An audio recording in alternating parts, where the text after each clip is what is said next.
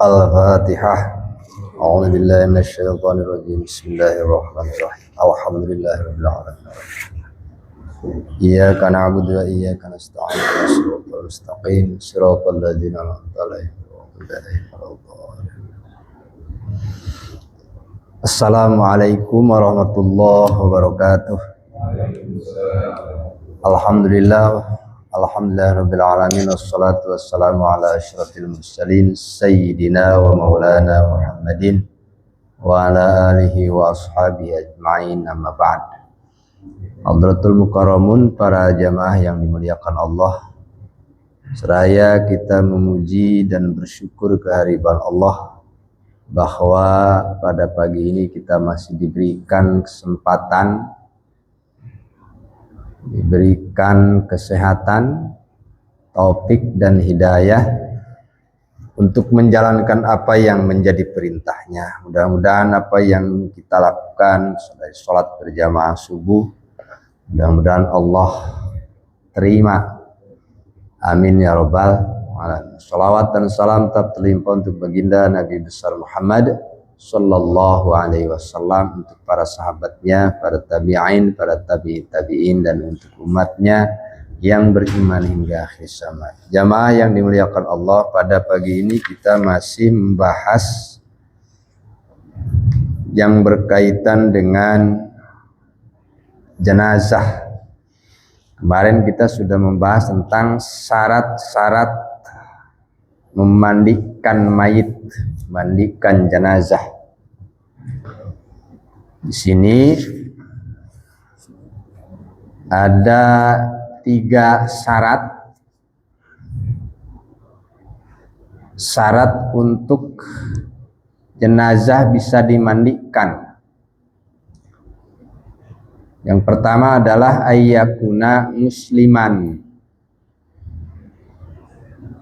mayitnya muslim. Fala yuftaradu tagsilul kafir bal yahrumu. Nah, ini sudah kita bahas. Tidak difardukan memandikan mayit atau memandikan jenazah yang kafir. Bal yahrumu bittifaqis salasah. Wa qala asy-Syafi'iyah innahu laisa biharamin li annahu lin nadhafah la lit ta'abbudi. Nah, madzhab Syafi'i membolehkan orang muslim memandikan atau ikut memandiin mayit. Alasannya tidak bermakna ta'abbudi yang berkaitan dengan tauhid gitu, tapi hanya untuk kepentingan nadhafah, kebersihan. Yang kedua, alla yakuna suqton. Kemarin sudah kita sampaikan, mayitnya itu bukan mayit yang keguguran, yang lahir belum waktunya. Fa innahu la yuftaradu ghuslu sukti ala tafsilin.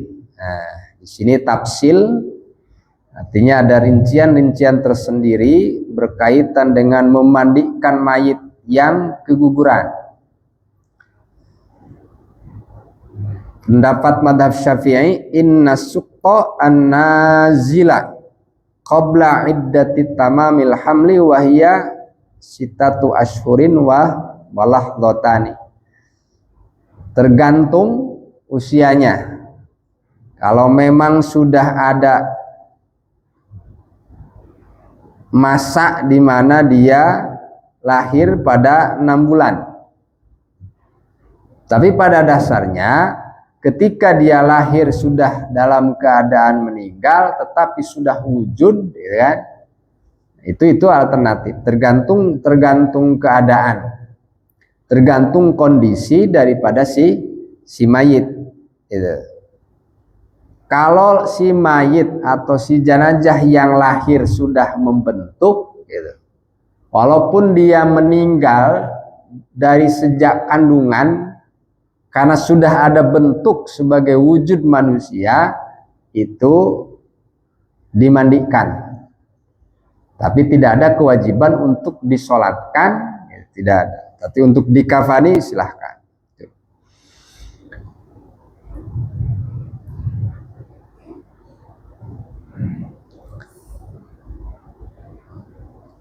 Ima antu lama hayatuhu fayakunu kal kabiri fiftiradi ghuslihi. Jadi ketika diketahui hidupnya, artinya ketika lahir ada hayatun mustaqirroh, entah itu suara atau hanya gerak-gerak ketika dia lahir, walaupun belum sampai usia sempurna di dalam kandungan. Yang penting ada ciri hidup dengan suara atau gerakan. Itu kal kabiri fiftiradi ghuslihi wa imma allatu alama hayatuhu. Kalaupun tidak diketahui hidupnya, berarti kan meninggalnya sudah di dalam. Ini tetap difardukan atau diwajibkan untuk dimandikan. Wa imma allatu alama hayatuhu. Syafi'iyah seperti itu. Kalau Hanafiyah, inna sukta idza nazala hayyan bi an sumi alahu sautun.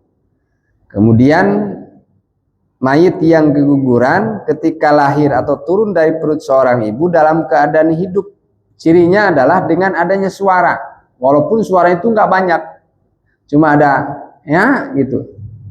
Itu berarti ada ciri dia hidup.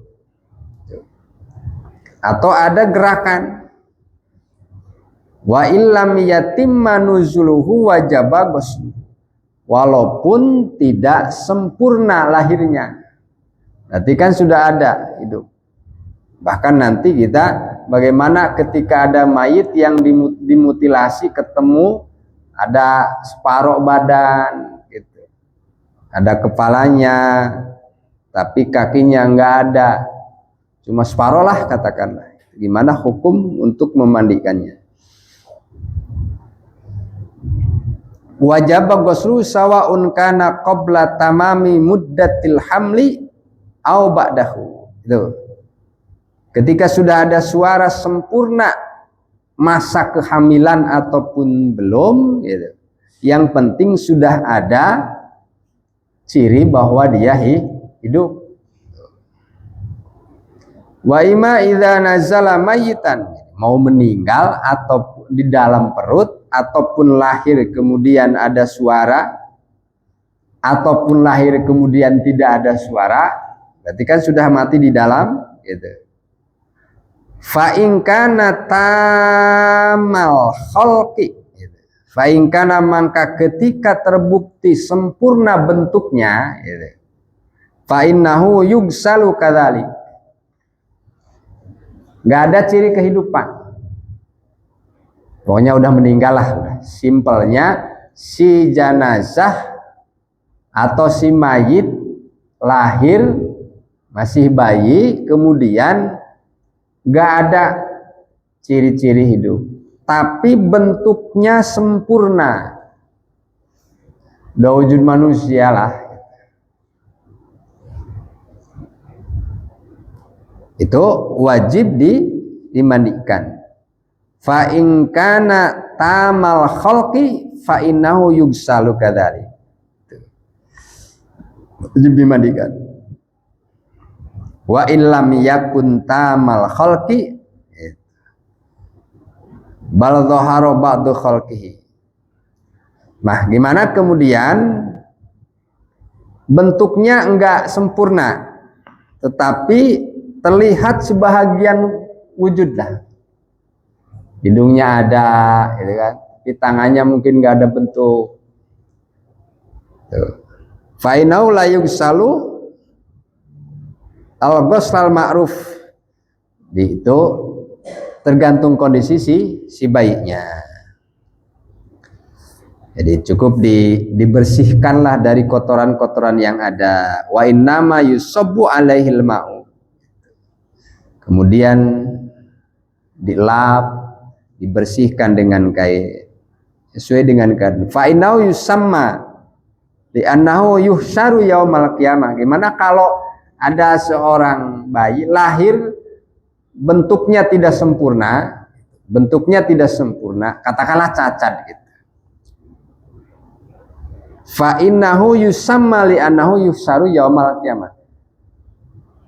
Apalagi kalau sudah ada ciri hidup dia, sudah ada suara. Karena ini yuhsaru yaumal qiyamah, maka harus dikasih nama. Harus dikasih nama. Kalau dulu mah, kalau di kampung itu disebutnya apa namanya? Anak apa ya? Anak ambar apa anak apa? Yang keguguran, meninggal, lahir nggak apa namanya? Lahir nggak ada ciri hidup atau ciri bentuk tubuhnya nggak sempurna, disebutnya anak ambar ya. Nggak tahu, udah bapak tahu nggak disebutnya anak apa? Kalau yang keguguran belum berwujud, belum sempurna wujudnya, sebutnya anak apa namanya? Anak keguguran. Ya keguguran, makanya suka ada yang disebut dengan anak ambar. Fa innahu yusamma li annahu yusaru yaumal qiyamah. Tetap dikasih nama, Pak. Kecuali masih bentuk atau wujud darah. Itu makan belum ada bentuk. Mau dikasih namanya siapa? Apalagi kalau sudah ada bentuk, jenis kelaminnya ada, itu jelas. Berarti harus dikasih nama walaupun meninggal sejak dari dalam perut. Karena apa? Yuhsaru yaumal qiyamah. Terus Hanafi madzhab Hambali gimana? As-suktu idza tamma fi batni ummihi arba'ata asyurin kamilatin wa nazala wajaba ghusluhu. Nah, kalau madzhab Hambali mah 6 bulan sempurna, 4 bulan sempurna. 4 bulan kemudian dia lahir prematur lah. Kalau prematur mah kan masih bisa diinkubasi. Jadi usia di dalam kandungan 4 bulan kan sudah ditiupkan ruh. Ya kan?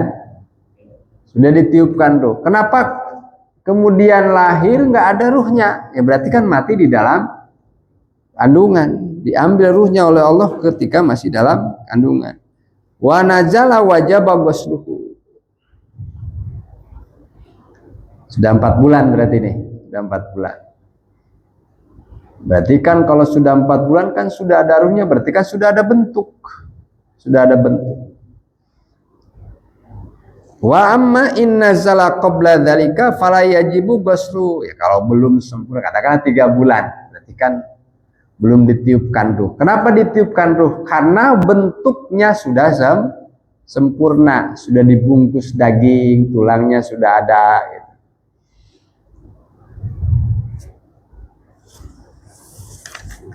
Masalah mayit keguguran. Nah, kita lihat Malik ya. Idza kana suktu muhaqqaqal hayati ba'da nuzulihi bi alamatin tadullu ala dzalika kas-sarahi war-radha. Al-katsir alladzi yaqulu ahlul ma'rifah innahu la yaqa'u mithluhu illa mimman fihi hayatun mustaqirratun wajabat tagsilu. Patokan dasarnya sama. Ada ciri hidup kayak menjerit kayak tadi, ya cukup segitu berarti dia hidup. Atau sampai nyusu, kalau udah nyampe nyusu mah udah jelas-jelas wujudnya, bentuknya, jenis kelaminnya, ya kan? Jelas. Nah, kalau madzhab Malikiyah begitu, kalau belum sempurna atau belum ada ciri-ciri hidup, gitu, makruh untuk dimandikan, tapi cukup dibersihkan, dibungkus dan makamkan. Yang keempat, alla yakuna syahidan qutila fi ila'i kalimatillah. Nanti ada pembahasan tersendiri masalah mati syahid. Walaupun kemarin kita singgung ada mati syahid dunia dan akhirat, ada mati syahid dunia doang. Kalau mati syahid dunia dan akhirat itu nggak wajib disolatkan, nggak wajib dimandikan, langsung dimakamkan, langsung dikubur. Nah,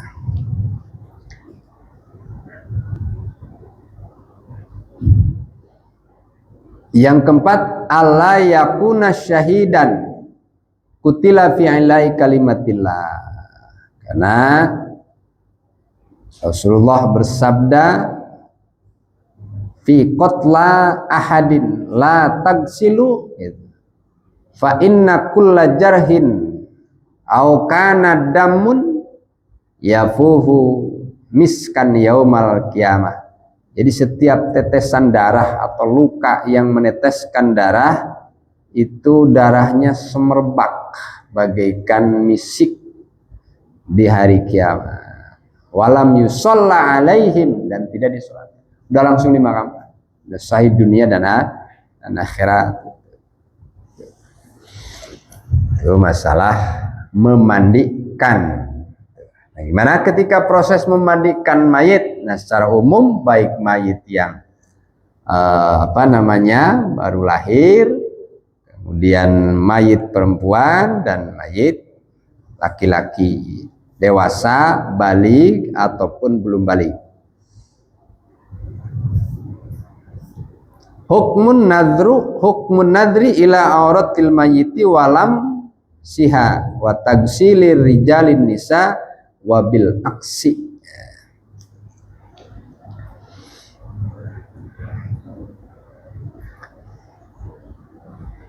Satu lagi pendapat dari mazhab Malikiyah, dari pendapat Hanafiyah tentang mayit yang seperti apa yang boleh dimandikan. Ini ada mayit yang dewasa, ada mayit yang anak kecil tadi yang sudah membentuk ataupun belum, atau ada ciri hidup ataupun belum. Sini la yufradul ghuslu illa idza wujida minal mayyiti aktsarul badan aw wujida nisfahu wujida nisfuhu ma'roksi. Ini kalau Hanafiyah begini, ketika ada mayit yang dimutilasi itu ya. Nah ini, ketika ditemukan mayit badannya secara keseluruhan itu jelas wajib dimandikan, atau ditemukan wujud yang separoh cuma ada kepala, setengah badan lah dimutilasi, itu tidak difardukan, tidak diwajibkan untuk dimandikan. Nah, pendapat Malikiyah, la yuftaradu ghuslul mayyiti illa idza wujida thulutsa badanihi walau ma'arrosi. Nah, tidak diwajibkan untuk dimandikan si mayit itu illa idza wujida thulutsa badanihi walau ma'arrosi, kecuali ketika ditemukan sepertiga badan. Sepertiga badan dari mana ke mana kira-kira, Pak? Walau ma'arrosi, kepalanya ada, artinya tidak dimandikan.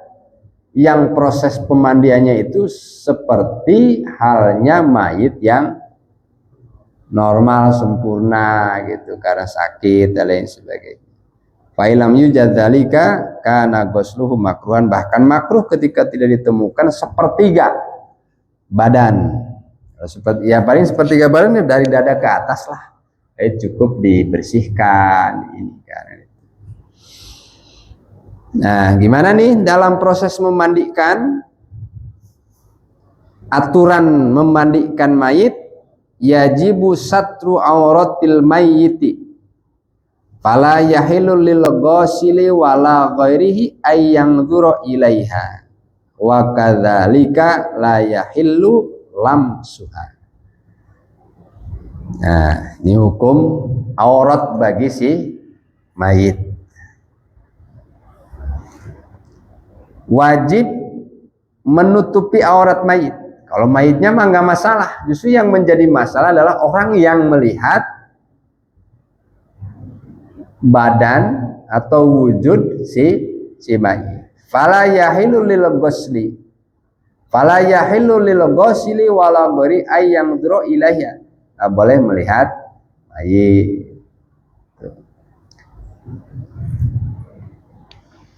Makanya nanti apakah yang lebih utama itu memandikan mayit itu, apakah keluarganya yang paling berhak itu? Ya bapaknya, kakeknya dan sebagainya.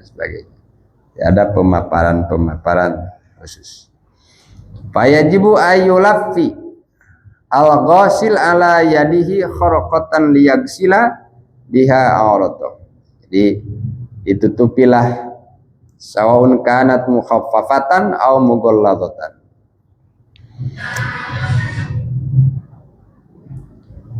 Kalau memang jenazah atau mayitnya sempurna, jadi aurat bagi orang yang beda jenis.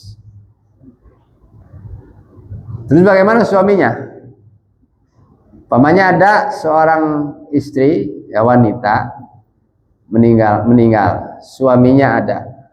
Apakah boleh si mayit si suaminya ikut memandikan istrinya?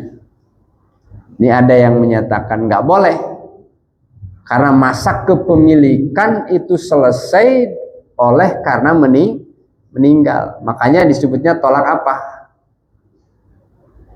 Tolak apa namanya? Ya tolak ditinggal, ditinggal. Ini mah cerai mati bahasa kita mah. Cerai mati.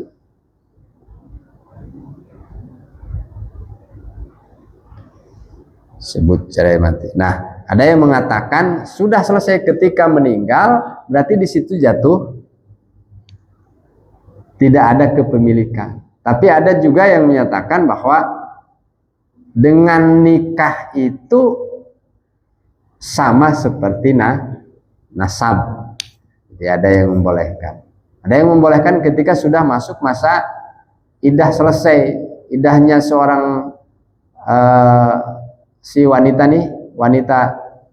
iddah, ketika si wanita ditinggal suaminya, berarti kan masa iddahnya 4 bulan 10 hari. Umpamanya dia ngikut memandikan suaminya. Nah, ini ada beberapa perbedaan pendapat.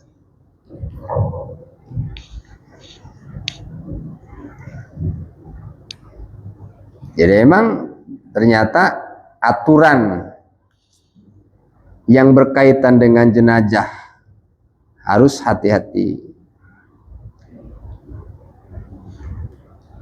Amma baki badani fayasulil ghasili ayyubashirahu biduni kharqatin.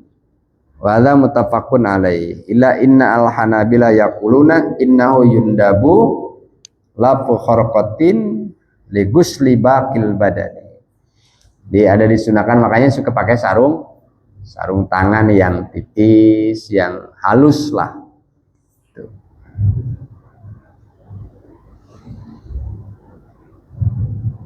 Innahu yundabu lafu kharqatin li ghusli baqil badani. Tetap sunnah. Gimana? Inna lamsal aurati al mukhaffafati minal mayiti ghairu muharramin. Jadi istilah megang apa namanya aurat secara ringan, yang pasti dihalangin pakai sarung tangan. Makanya kan lamsu itu ketika ada sentuhan kulit beda jenis laki-laki dan perempuan, itu tidak menimbulkan batal ketika memang terhalang.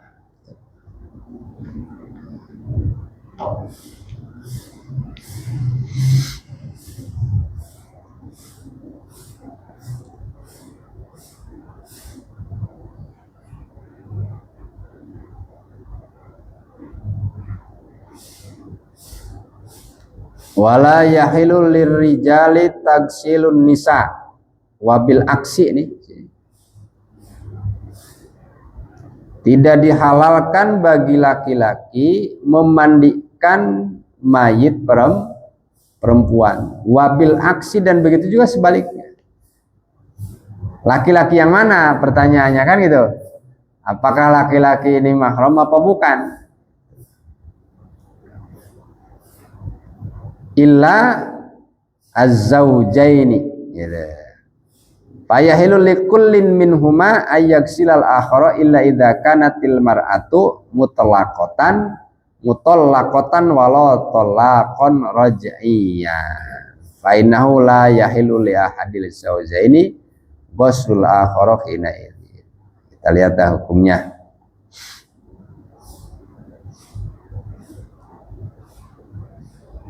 Al-Hanafiyah idza matatil mar'atu falaysa li zawjiha ayyagsilaha lintihai milkin nikahi gitu. Fasara ajnabiyan. Ini. Fasara ajnabiyan minha. Ketika seorang wanita meninggal gitu. Falaysa li zawjiha ayyagsilaha lintihai milkin nikah. Ketika seorang wanita meninggal, apakah punya hak seorang laki-laki untuk apa? Memandikan. Untuk memandikan. Falaisa li zawjiha ayyagsilah. Di sini bahasanya falaisa. Hanafiyah. Kenapa alasannya? Lintihai milkin nikah fasara ajnabiyah.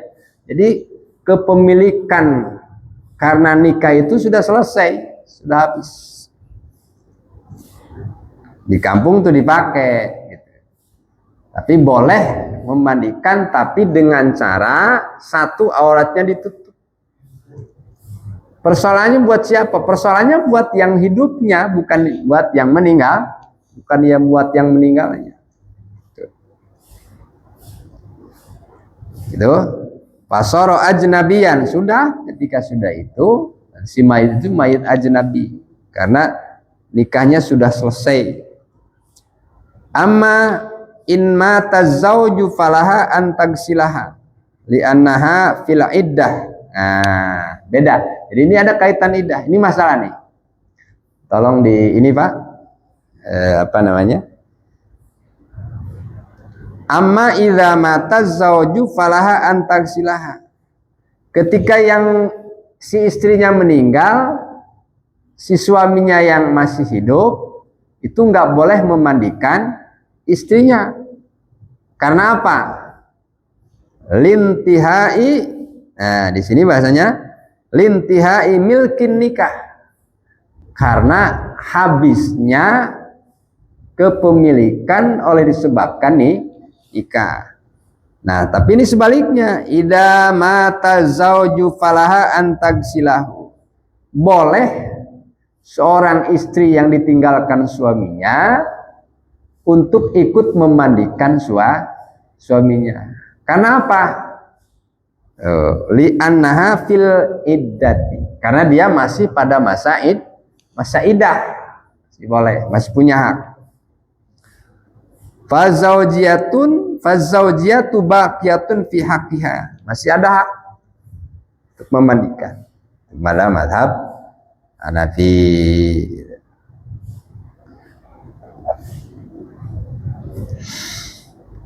Walaupun ketika meninggalnya si seorang wanita, seorang suami, ini meninggal nih.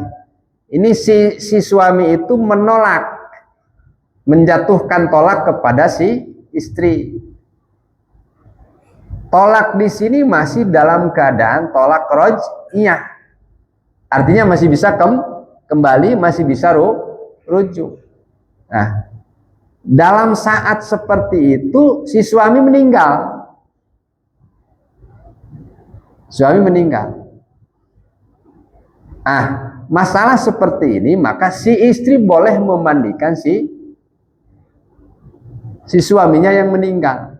Hanafiyah beda tadi karena sudah selesai dengan pernikahan, dengan meninggal itu kepemilikan dalam pernikahan.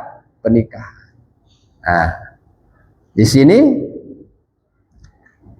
ketika masa iddah masih ada, umpamanya nih, dia udah cerai, tapi cerainya raj'iyah, masih bisa rujuk lagi.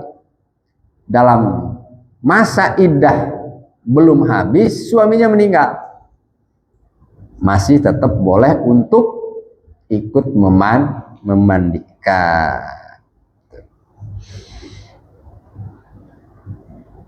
Amma in kanat ba'inatan falaisa laha an tagsilahu walau kanat fil iddah.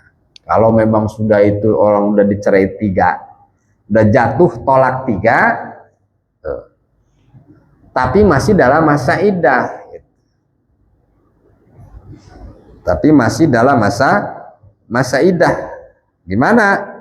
Amma in kanat ba'inatan falaisa laha an tagsilahu walau kanat fil iddah. Walaupun masih pada masa iddah. Kenapa alasannya? Karena orang yang sudah ditalak 3, wanita sudah ditalak 3, tidak bisa menikah kecuali ada muhalilnya dulu. Banyak bang, ada umpamanya si A mencerai si B, istrinya dicerai. Tuh. Mulyono punya istri Fatimah, kemudian menceraikan si Fatimah Mulyono ini. Loh, sampai jatuh kepada talak 3. Ternyata Mulyono naksir lagi, pengen kembali. Karena sudah jatuh talak 3, walaupun masih dalam masa iddah, ini Mulyono nggak bisa kembali lagi, walaupun masih cinta. Pak, tolong ini Pak, coba jangan ini. Saya nggak konsen Pak. Saya nggak konsen. Tolong di ini. Karena masalah hukum saya harus hati-hati, nggak sembarangan saya menyampaikan. Jadi ketika seorang laki-laki menceraikan istrinya sudah jatuh talak 3, berarti kalaupun dia ada keinginan untuk kembali, baik dari satu pihak dari suaminya ataupun dari keduanya, yuk kita kembalianlah. Kan sudah terhalang oleh talak 3. Mau tidak mau, terima atau tidak terima, tidak bisa melaksanakan rujuk. Karena apa? Sudah jatuh talak 3. Berarti harus ada apa? Ada muhalil. Muhalil itu harus nikah dulu dengan laki-laki yang lain. Tapi jangan juga memakai perjanjian. Nikahnya nggak boleh pakai perjanjian. Contoh, namanya punya temen nih si Mulyono, punya teman si Sapir, umpamanya, Pir, gua mau kembali nih sama bini gua, tapi ini udah talak 3, bisa nggak lu nikah sama dia? Tapi jangan lama-lama ya, perjanjian. Bisa nggak? Enggak, natural aja. Apalagi disogok. Karena apa? Syaratnya harus duhul, ya kan? Duhul itu apa Pak? Harus, namanya udah nikah gitu kan, harus melaksanakan kewajiban suami istri nafkah batin. Nafkah batin. Syaratnya harus duhul. Nikah itu kan al-ijma, kumpul. Al-jam'u, kumpul. Nah, jangan banyak yang terjadi seperti ini. Pengen kembali lagi, cinta lagi karena mungkin wanitanya dandan lagi dan sebagainya, atau mungkin dia melakukannya dalam latar belakangnya apapun sebabnya, dia jatuh talak 3. Nah, kayak gini bagaimana soal memandikan?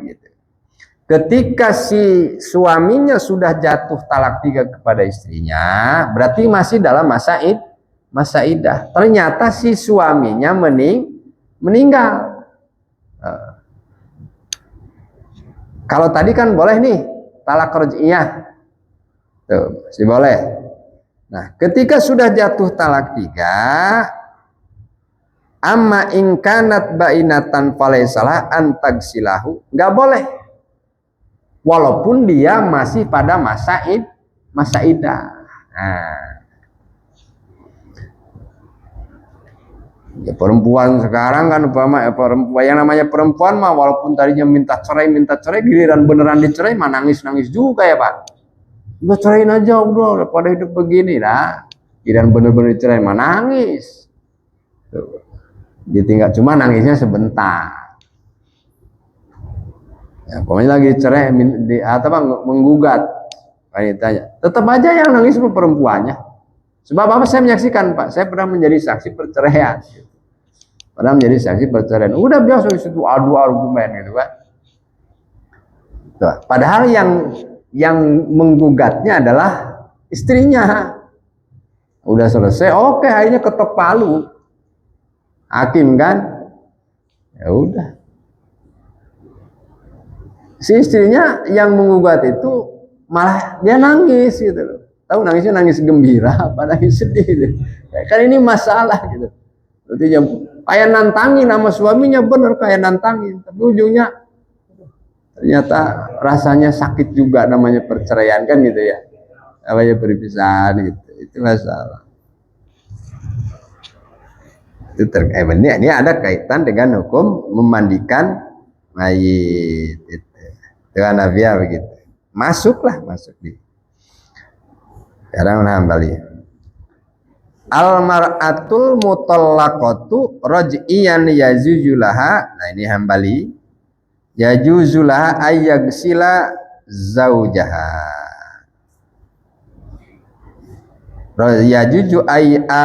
Yajuzulaha antugsala. Gitu. Jadi boleh. Wanita yang ditolak rujuk ya jujulah untuk salah zauja. Wa amal mutallaqatu talaqan bainan fala, enggak wajib. Kalau masih tolaknya tolak 1, tolak 2 gitu kan. Kan suka ada gini. Pokoknya saya cerai kamu. Semalam saya dapat WA, Ustaz, di mana ada seorang suami ngomong sama istrinya, saya cerai kamu. Nanyanya begitu ke saya, apakah sudah jatuh talak? Sudah. Karena di situ dalam suasana hati dan pikiran yang sadar. Berarti kan dengan ucapan itu kan muncul dari hati, ada nih niat. Kalau sudah niat ya sudah. Apakah cerai itu perlu saksi? Nggak harus perlu saksi. Dan ya. Itu. Nah, biasanya terjadi, sering terjadi, dan saya sering merujukkan begitu, Pak. Saya tanya, ini mau rujuk? Iya. Dari semenjak jatuhnya tolak, ucapan seorang laki-laki, baik tolak yang secara sharih ataupun kinayah, secara jelas maksudnya, ataupun secara sindiran, nggak terlalu saklek itu bahasanya. Terus habislah masa idah yang pertama. Berarti kan ada memulai proses talak yang kedua. Nah, talak yang pertama berarti kan 3 bulan 10 hari. Ternyata 3 bulan 10 hari sudah selesai, 3 bulan ke 15 hari atau ke 11 hari atau ke 12 hari, dia pengen rujuk lagi. Apakah cukup, Neng atau Mah, aku kembali kepadamu? Itu sah nggak? Sah nggak, Pak? Ini nanya nih, Mah, sah nggak? Udah tebak-tebakan aja dulu, nggak usah takut salah. Ntar walaupun salah, ntar saya benerin, tenang aja. Sah nggak kira-kira? Mah, aku kembali kepadamu. Enggak, Mas. Kalau yang aku kembali kepadamu itu masih dalam masa idah, itu udah habis masa idah tolak pertamanya. Nah, ini kan masalah. Makanya saya ketika untuk menikahkan, masalahnya mohon maaf, saya sering menikahkan. Ya rata-rata memang nikahnya nikah siri. Jam 12 geruduk aja datang mau nikah. Ternyata perawan sama bujangan.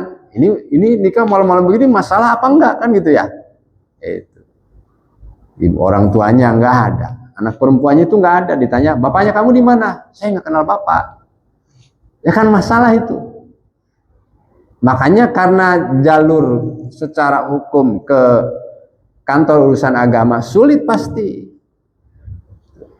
Ya makanya saya mau tidak mau harus nikah. Padahal bujang sama perawan. Terus kamu selama ini tinggal sama siapa? Sama nenek. Terus ibu kamu di mana? Suaminya dapat orang Jepang. Lah katanya kamu nggak punya, nggak kenal bapak. Enggak, itu mah dia udah ke Jepang, dia punya suami. Bapak aku mah nggak tahu gitu kan. Nah, kamu anak apaan? Anak kewalon apa? Masalah. Ini masalah. Agak kan harus diselesaikan. Sementara si perempuannya ini sering menginap di tempat si pacarnya yang cowok. Kan masalah. Tuh, enggak ada pertanyaan dari ini. Ya udah, ya mau tidak mau saya menjaga agama, saya nikahkan. Jam 12 malam nikahin, di mana yang ada nikah jam 12 malam? Iya.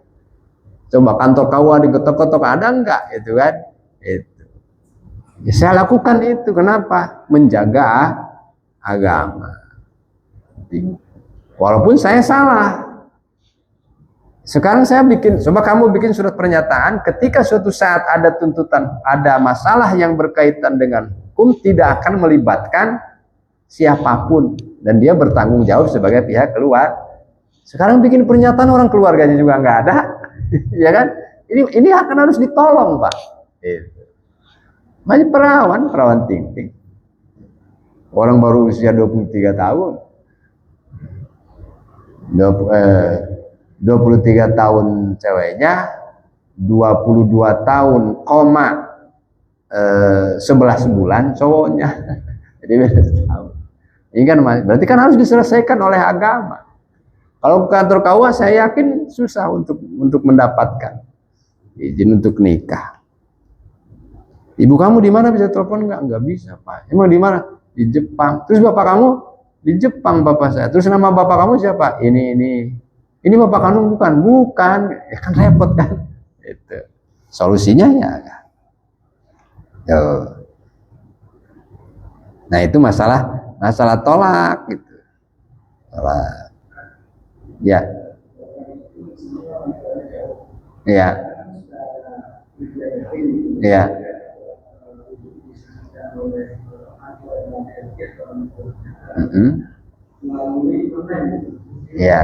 Ya boleh aja, boleh. Yang penting ada komunikasi. Ya sekarang kan bisa pakai link Zoom meeting kan bisa, video call bisa. Walaupun pada waktu pernikahannya itu harus siapa berada pada apa. Yang namanya katakanlah minta izin kan boleh. Suara. Yang sering jadi masalah itu orang belum habis masa idah dicerai dengan suaminya, baru masih cerai masa idah baru 2 bulan, ya kan?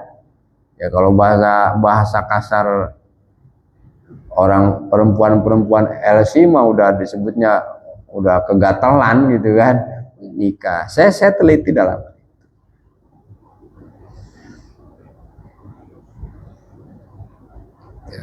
kemudian hambali itu ya.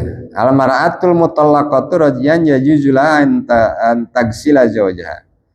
Jadi wanita yang ditolak tapi masih dalam tolak raj'iyah. Tolak raj'iyah itu dalam pengertian masih bisa rujuk lah. Saya bisa rujuk, cukup. Cuma karena saya kadang-kadang ketat, Pak.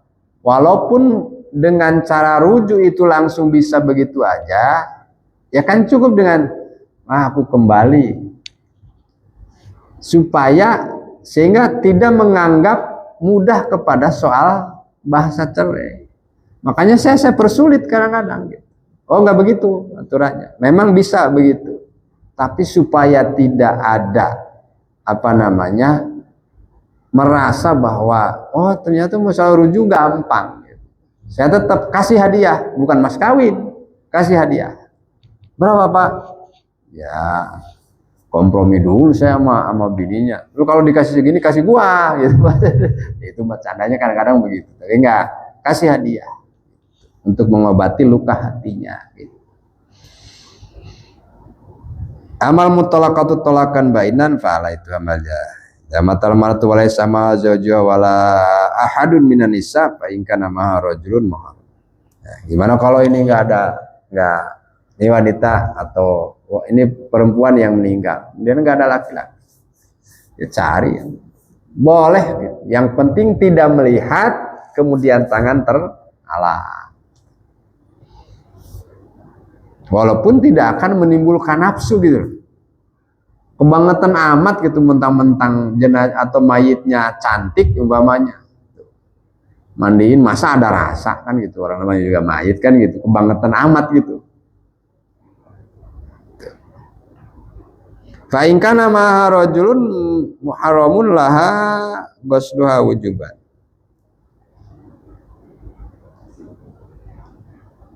Di Allah yubashiro jasadaya, boleh tapi tetap dalam wayun sabbu satarotan bainahu wa bainah. Jadi tetap ada satir lah. Jadi dipasanglah satir. Jadi boleh memandikan tapi jangan melihat. Terjadinya itu aurat apa bukan sehingga ada konsekuensi hukumnya oleh disebabkan apa? Karena melihat. Makanya boleh dihalangin gitu. Kalau yang sama jenazah. Kalau yang buka, kalau ama yang hidup mah walaupun nggak melihat begini megang-megang itu mah nggak boleh walaupun pakai ini kan hidup. Ya walaupun nggak ngelihat kan gitu. Ini kan jenazah boleh. Gitu. Jelas. Tergantung jenazahnya. Oke, ada pertanyaan? Waktunya sudah. Yes.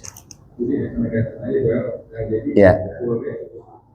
Seorang laki-laki memandikan ibunya atau anak rumahnya gitu. Ya. Atau ibu memandikan suaminya atau anak laki-laki. Ya. Boleh. Boleh. Jadi nanti yang mana yang paling utama kan gitu dari pasti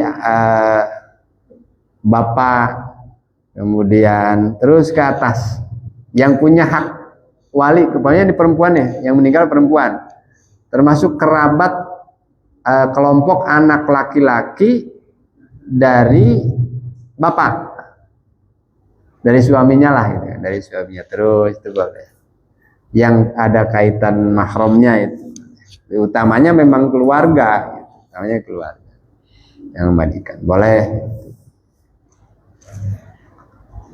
Gimana kalau amil? Amil kan ini kan ya, Pak Amil.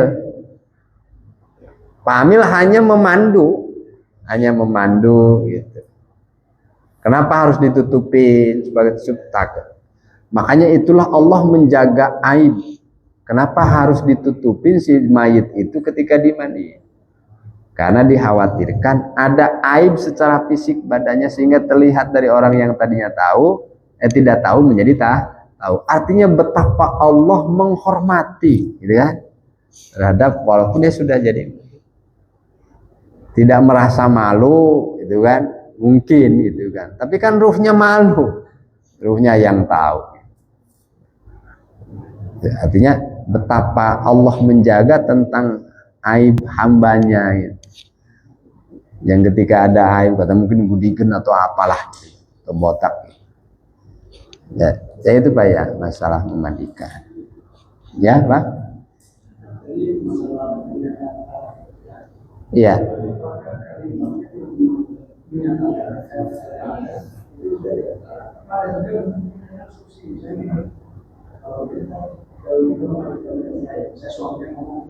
Iya, jatuh Pak, udah jatuh.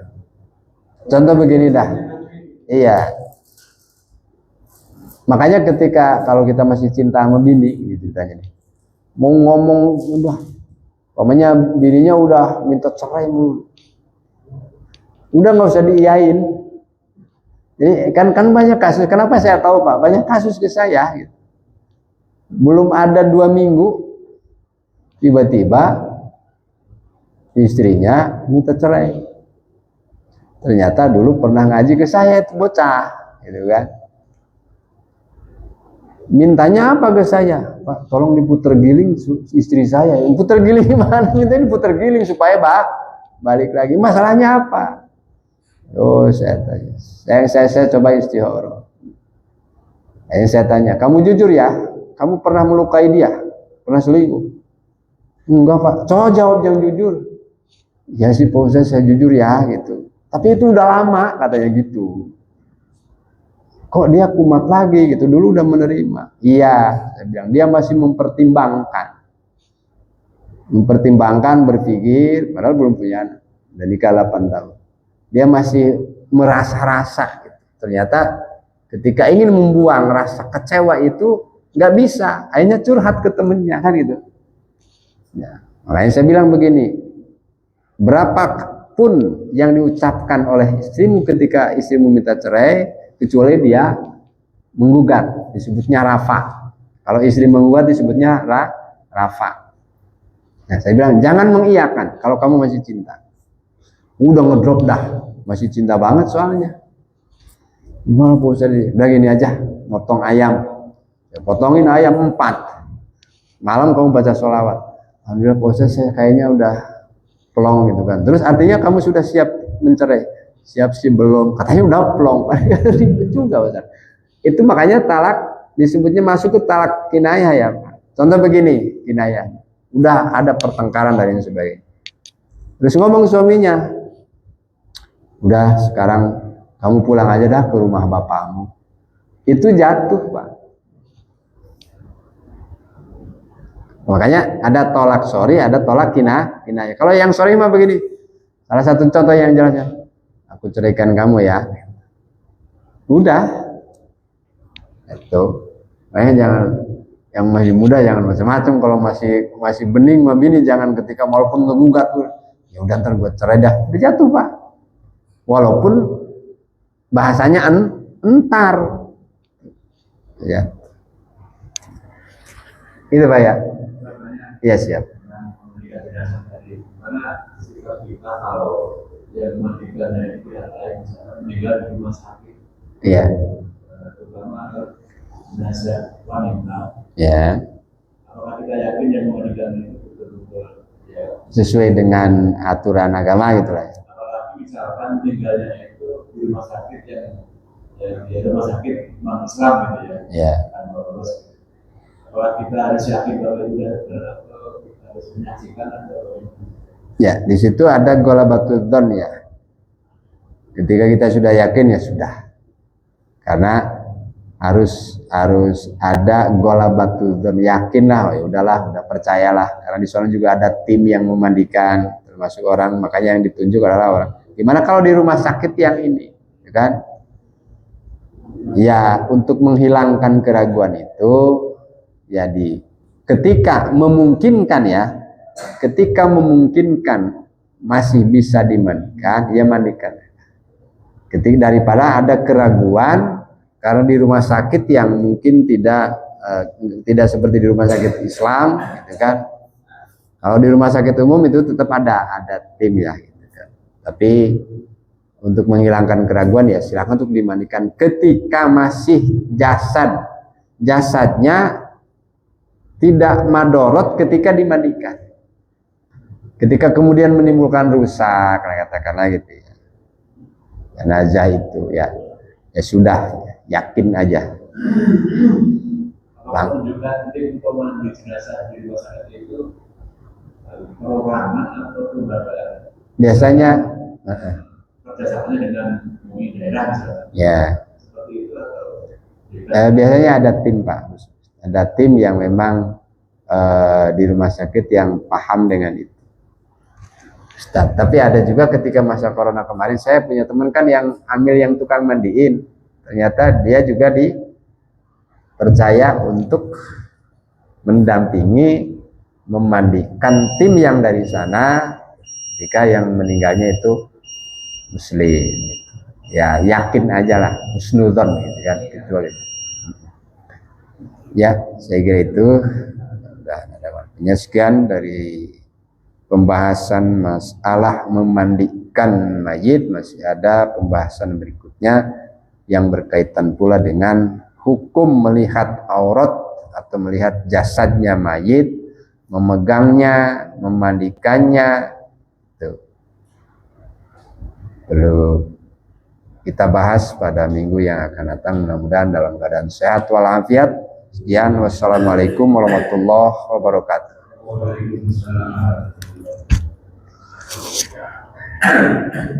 Sallallahu ala Muhammad.